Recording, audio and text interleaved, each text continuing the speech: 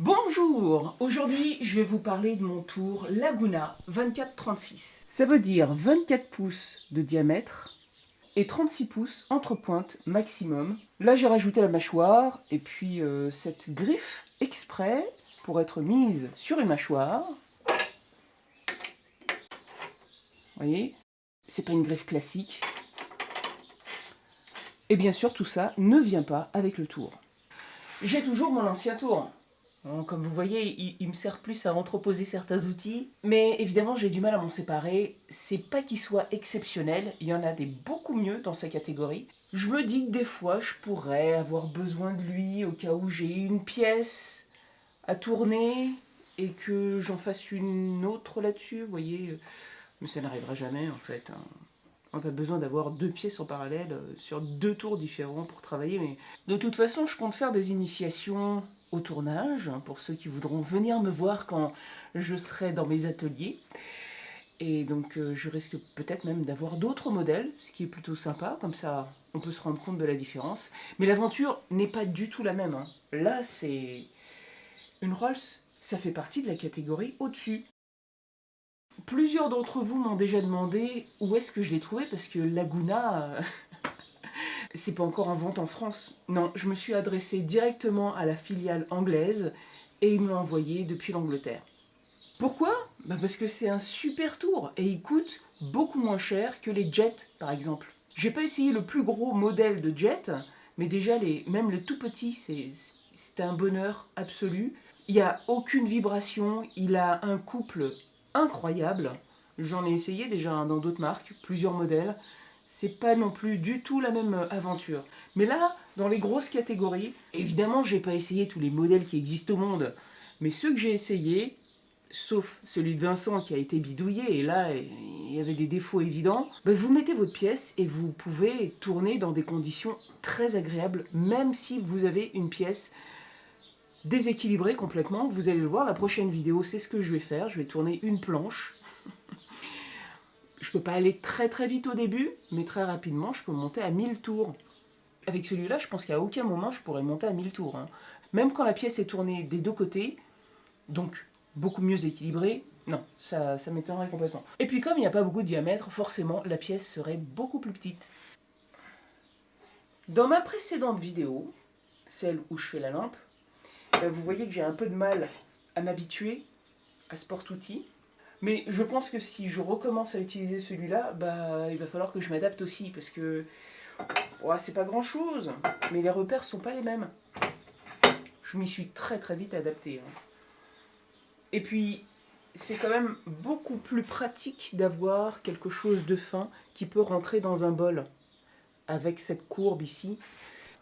Ça, vous voyez, c'est un bloc, c'est beaucoup moins facile à rentrer pour pouvoir accéder au fond du bol quand il est un peu profond. Et voilà, c'est forcément beaucoup moins pratique. Donc, ça fait quelques mois que je l'ai. Je l'ai fait livrer chez Mario. Il a une chaudronnerie en bord de route. Et puis, il me l'a ramené ici. Avec l'émotion, j'ai pas pensé à filmer. En revanche, j'ai filmé le montage. Alors, j'aurais pu le monter toute seule. Mais vous allez voir, j'ai deux assistantes qui sont quand même très utiles. Et surtout, j'ai une chèvre. Parce que ça pèse très très lourd. Deux personnes à le soulever, même deux mecs costauds, j'aurais eu du mal quand même. Donc une chèvre, c'est pas un luxe. Et c'est pas très cher une chèvre. Quand vous achetez pour près de 4000 € de matériel, 150 €, c'est abordable. Le tour est déjà complètement déballé. Ces crochets, on dirait qu'ils sont faits exprès pour éjecter les trucs. J'ai mis les pieds à peu près à leur place, c'est-à-dire contre le mur, à côté de la porte. Il ne me reste plus qu'à mettre le banc et ses accessoires juste au-dessus, c'est-à-dire le plus dur reste à faire.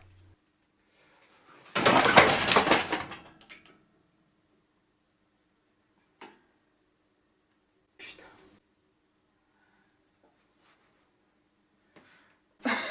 Oh la conne. Oh non, c'est exactement ce que je voulais pas faire. Oh putain, les sangles du même côté, c'est une bonne idée. Bon, c'est pas cette petite chute qui va lui faire mal aux dents, mais quand même, C'est pas agréable de commencer une aventure de cette façon-là.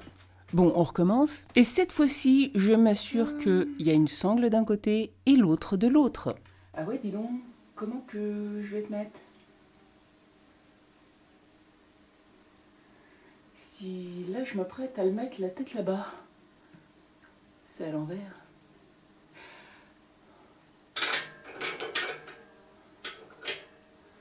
Ah, et ça tourne pas. C'est dommage. Donc, je vais le soulever, je vais le tourner, et après je le mets. Ouais. J'oublie juste un point, et pas des moindres, parce que pour pouvoir faire tout ça, il va falloir que ce soit bien équilibré. Le moteur, le porte-outils et la contrepointe doivent être à peu près au milieu, mais la sangle aussi, elle doit être bien positionnée. Je vous présente mes deux assistantes. Au premier plan, Evelyn. Et dans le garage, c'est ma mère, qui est déjà en train de faire le ménage. Il n'y a plus qu'à ajuster la position de la sangle, et c'est bon.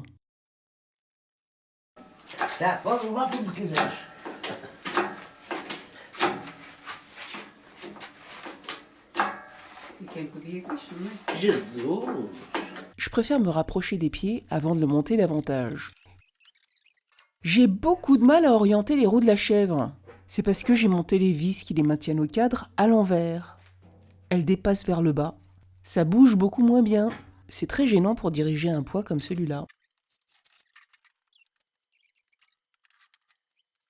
Tu le maintiens pour pas que ça tombe. Maman, tu tiens l'autre pied aussi au cas où. Attention, hein. 1, 2, 3. Non, ça va être un peu plus long. Les pieds sont tellement stables que j'aurais pu me débrouiller toute seule, même si le tour se présente à l'envers.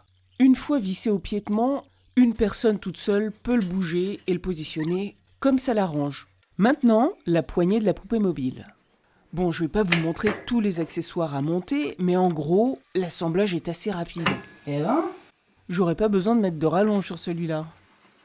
Et puis, comme il vient d'Angleterre, j'ai dû changer la prise. Bon, maintenant, il est prêt.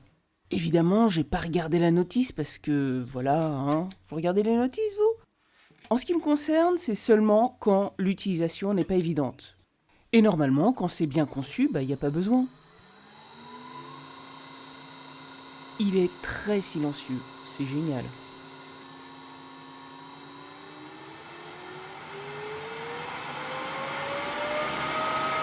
Même quand il va super vite. Ça, c'est la marche arrière. Je m'en sers assez souvent pour poncer, et c'est bien pratique.